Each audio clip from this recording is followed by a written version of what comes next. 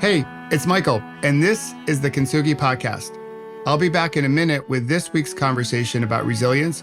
But first, if you wish to create a better life and have a better career, then please visit michaelobrienshift.com and download your free workbook on how to create a better life. In it, you'll discover ways to find more energy for the things and the people who matter most to you, so you can create a better tomorrow.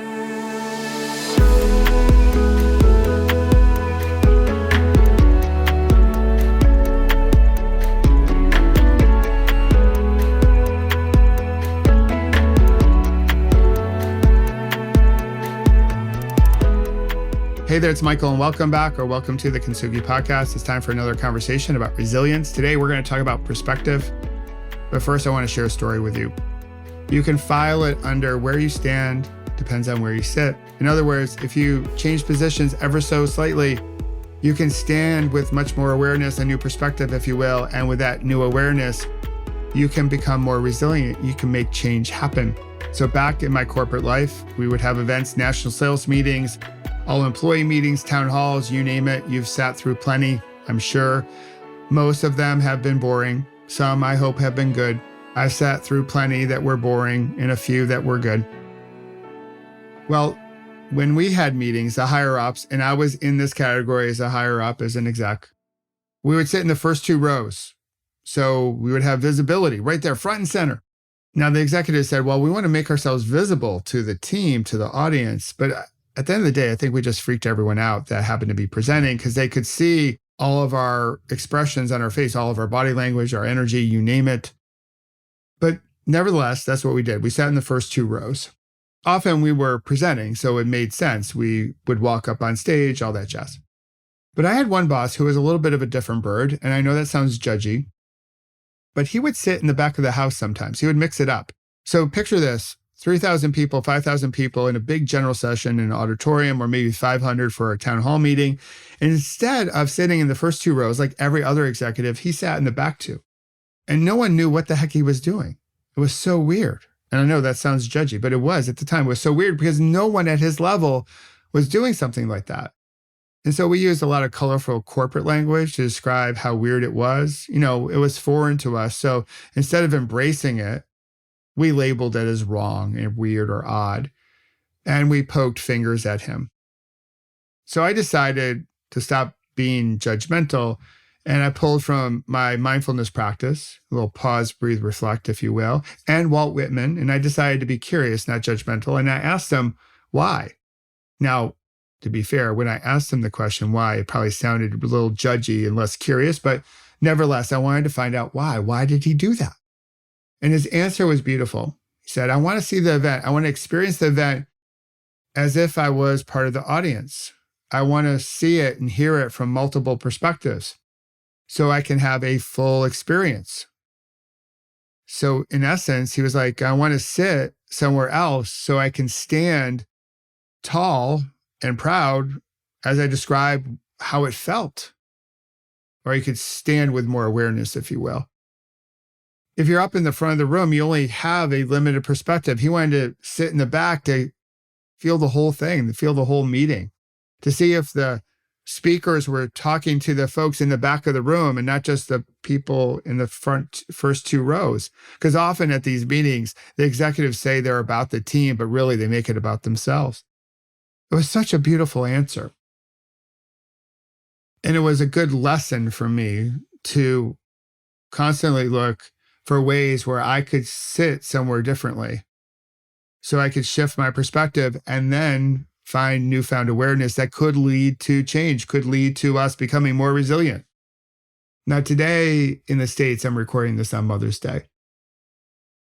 And it's interesting how we view moms as we get a little bit older, as we have more life experience. I recently read something, I want to share it with you. I think it was on Instagram or somewhere on the internet.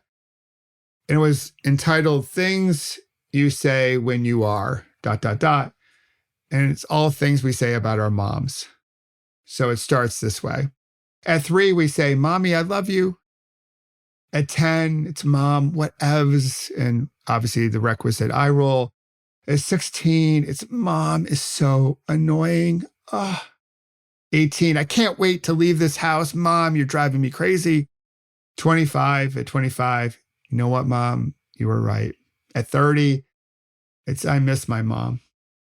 At 40, I need my mom. At 50, we might say, I don't want to lose my mom. And at 70, we might say, I wish my mom were here right now. Where we sit, and therefore where we stand, will shift over time as we gain experiences. Sometimes we just have to live in order to get wisdom. And when we stand somewhere different, we open ourselves up to more awareness. We have a new perspective. And with new perspectives, we can change society.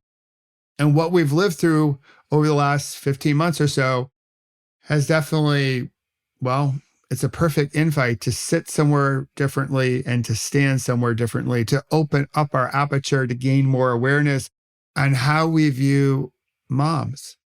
I'll stretch it out, how we view women in today's society. You know, it's often said that being a mom is a hard job. But you know what? That doesn't seem fitting to just label it as a job for something as complex as motherhood. You know, I think Brene Brown said it. She asked audiences to describe or name the emotions that they felt during the course of a day. And I think the common answer was just they only can name 3 emotions. But we all know we have over 200, I believe, different emotions. And when our emotional acumen and our vocabulary is limited, you know what? So is our perspective. When we only look at the mom and the job that it is, we lose the complexity of it. Because being a mom today can be far reaching. You know, we have single moms, new moms, stay-at-home moms, professional moms, empty nester moms. We even have moms who are grieving, who are mentally and physically drained. They feel like they're doing 1,000 jobs, but none of them well. Moms that are doing it alone. Women who are hoping to become a mom. Women who wish they could become a mom, but can't for a variety of different reasons. Moms who adopt. Moms who are just trying to hold it together. You name it. It's so complex. Everyone has their own experience with motherhood. Even men, as we relate to our moms, as we might relate to our wives, if we're lucky enough to have children, if we have that privilege, if you will. So as we go through this lived experience known as a global pandemic, my hope is that we can shift our perspective on how we view our moms and try to make some changes that help moms everywhere, no matter what type of mom you happen to be. We can do things today, like we have more awareness to move faster on gender parity, to think about the division of labor at home, like the domestic division of labor. We can also create a new story about caregiving and societal expectations to help all of our moms and moms to be and women who are struggling to become moms or can't. We can do all that now. It's tough work, maybe. I don't think it's tough work though. There's a greater purpose. It's about helping us see each other, helping us hear each other so we create a better tomorrow for all of us. So a message here is now belated because, again, you'll hear this after Mother's Day in the States and after Mother's Day in Australia. But in my humble opinion, we should be celebrating moms and we should be celebrating women each and every day. 365, 366 during a leap year. And so for all of our moms out there and all the women that wish to become moms or can't become moms, I just want to say that, you know, sort of in the spirit of loving kindness, may you be healthy. May you be courageous. May you be resilient. May you be in harmony. You are seen. You are loved. Happy Mother's Day. Today and every other day of the year. Happy Mother's Day. As always, thanks for listening to the Kintsugi podcast. I hope you'll share it with your friends. I hope you'll comment and subscribe, of course. But most importantly, I hope you pause, breathe, reflect on how we can be better for all the moms out there, for all the women out there who are vital to creating a better tomorrow for all of us. And as always, I hope you have fun storming the castle. We'll talk to you next week. With much love.